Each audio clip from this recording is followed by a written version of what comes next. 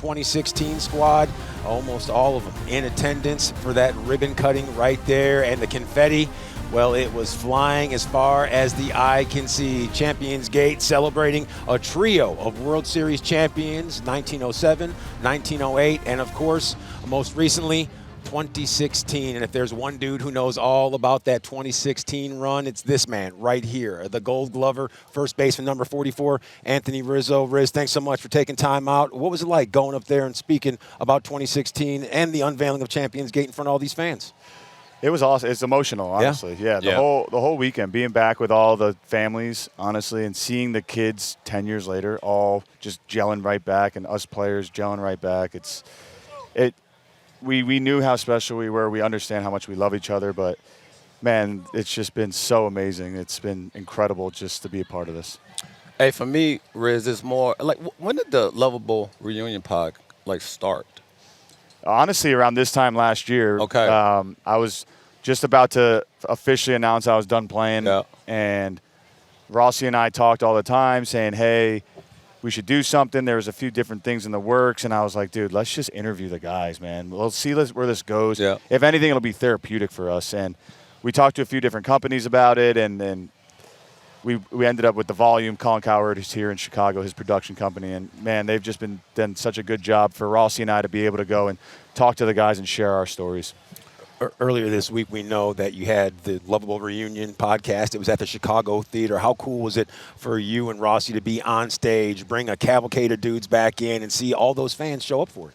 It's incredible, honestly. The Chicago Theater is iconic. So we were backstage hanging out, seeing all the different acts that have been there through the years. It's like a whole underground world back there. So, and then to see all the fans show out, and the teammates too. Our teammates agreeing to talk about it. Every guy we've talked to has been a little nervous going into it, especially early on when we were interviewing them, thinking, man, what is Rossy and Rizzo going to do? They're going to bust our balls or something, right?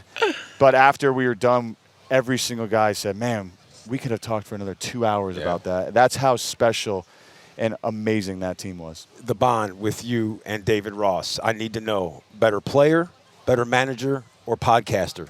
Where's his strength lie at? Well, he was a great leader. Yeah? Yeah. He traded me as a manager, so he did. I don't. He was the one who called me in his office, right? So, but just a friend, honestly. Yeah. He's such a great friend. He's been such a great mentor to me, and he got done playing obviously a lot earlier than I was, and I saw his career, his second half of his life develop, and he managed. He's done TV, Dancing with the Stars. You can't forget that. But I forgot about Dancing with the Stars.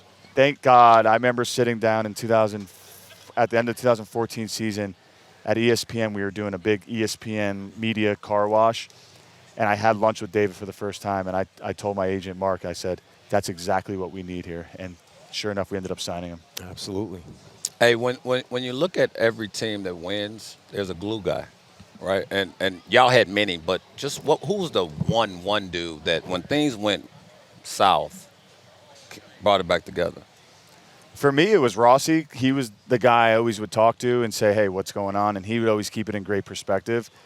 I mean, on our team, there were so many of those guys. I mean, Dexter and I every day would be bickering back and forth about something. Then you have Travis Wood bickering about something. Then you had Pedro Stroke always in the mix. Miguel Montero always in the mix. And then you had our pitchers, Lester and Lackey, with their mentality. It was just every single day it was someone new, which was amazing. And, for me, that team doesn't happen, and I forgot to mention this in my speech, that team doesn't happen with all the guys that did it before us here. Right. I had Ryan Dempster here teaching me the way. I had so many guys. Samardzija was here, and even Sandberg, Ernie Banks, Billy Williams, all the great Cubs that did it before us, that championship, they were part of it. And we always wanted them to feel part of it because they set the standard for us. They set the 108 years, I guess, before us for that moment. Yeah, and you make mention of the glue guys, but Cliff, he didn't mention himself because there was a time and a place where he would go through the Rocky speech, knock down 8 times, get back up 9. Take us through that.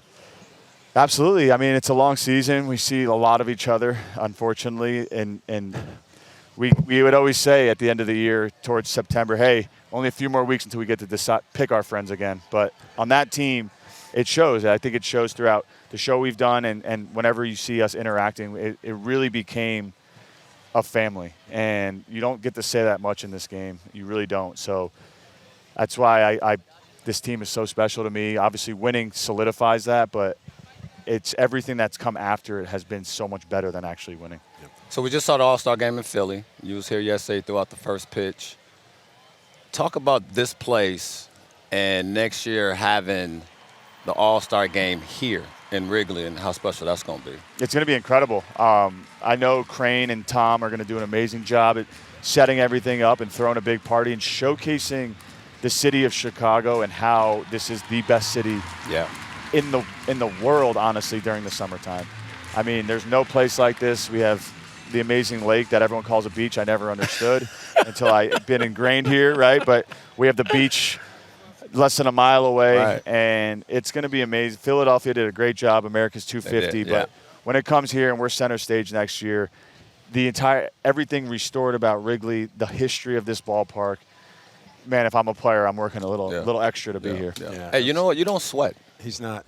I'm sweating underneath. It's cool as can be. Yeah. Right? You think Cliff's sweating just a little bit? I'm dripping over here. Yeah, I'm sweating out a